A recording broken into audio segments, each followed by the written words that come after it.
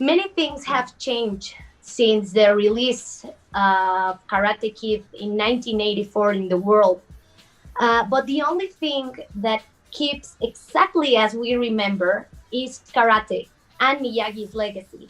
So, why do you think it's important, especially for teenagers, to keep this legacy? I think the themes and the lessons that are ingrained in the Karate Kid film, and certainly the Miyagi legacy, are themes in life that we all aspire to. You know, the theme of balance, finding balance in your life, finding balance in your diet, finding balance in your relationship. You know, there are so many areas that's still relevant and will always be relevant. And then those Miyagi-isms, as I call them, you know, walk left side safe, walk right side safe, walk middle, gets squished like grape. I mean, it sounds silly. It's like, you know, fortune cookie philosophy, if you will, for lack of a better description. But yet it makes sense. Make a decision. Don't waffle in the middle in your life. So I think all of those things, alluding to those things, are why it stands the test of time. It's awesome, Mary, because we watch not only Sam and Tori fighting against them, they are fighting also with boys, and they proved they are equally strong. I was amazed with that because we are used to watch girl and girl and boy and boy. Mm-hmm. So what do you think about this? I love the idea that that gender is not the conforming factor, you know, that it's not boys versus girls. It's whatever gender, whoever you are as a person, if you have the right intentions, you can stand up for yourself. And, you know, sometimes some of the characters take it a little far. We've all been there. It's fine, right? We've all had like an epic karate brawl at school. But anyway, I think that's like one of my favorite factors about this was like, for me, I'm a female, and coming into this as a female, as a girl, showing, you know, girls can do karate too, and girls can kick boys' butts, girls can kick girls' butts, and girls can kick any butt that they want to. Jacob, also we are watching you grow, not only, well, your character as a teenager, but also as a Karate Kid. Mm-hmm. And you are awesome in this season. You're stronger. You are one of the best. So I really, really was wondering yesterday if you practiced karate before this series, or you have just become with COBRA KAI. I think like most of everyone on the show, we all had a little bit of experience with, you know, doing karate and stuff. I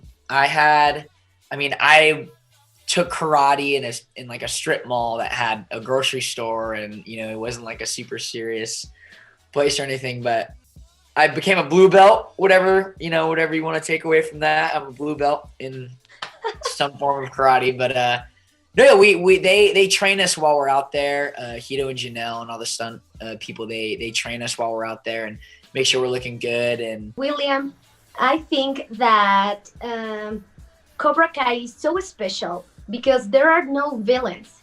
There are not good and bad guys. There are just a bunch of kids and adults also who do not have or have a good sensei, a good mentor. So don't you think Johnny is reinventing the villain concept? Sure. I think we look at, in the old movies, there was a good guy and a bad guy. It was a little bit more black and white. In storytelling today on television and the narratives, it's a little more shades of gray. And so we get to look, you don't judge a book by its cover, so to speak. So sure, Johnny was absolutely the antagonist, the villain in the Karate Kid. But he was also human. I remember my favorite part of the Karate Kid and how I even was able to put myself into the character was reading the end of the movie when he handed Daniel a trophy and he was a good sport about it and said, "Good match." Yeah. And he kind of had this awakening. That's the key and core of Johnny. Yeah, I did all these bad things, but he had a good moment. And that's what is kind of the seed of what's happened in COBRA KAI is we're getting to explore a little bit more of his goodness.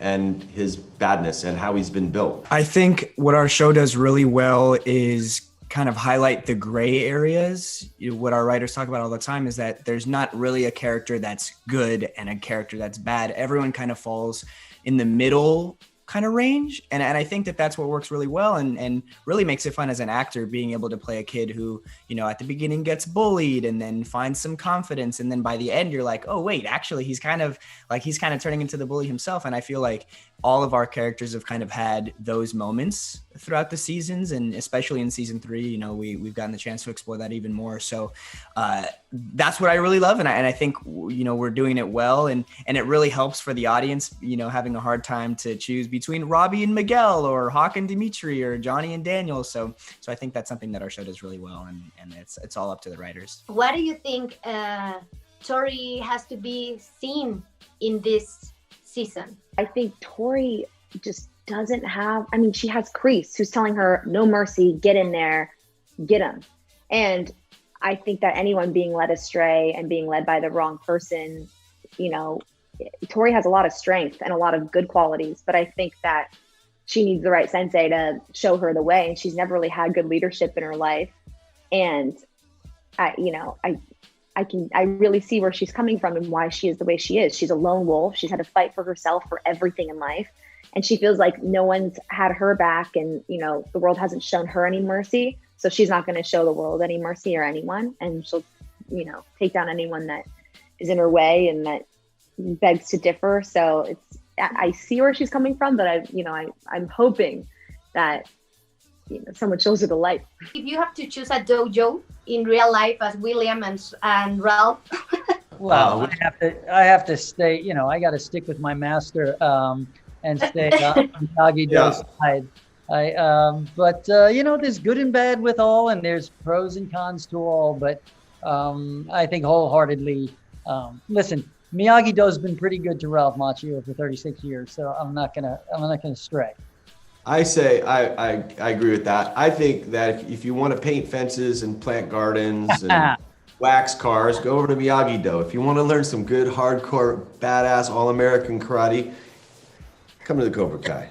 There you go. That's awesome.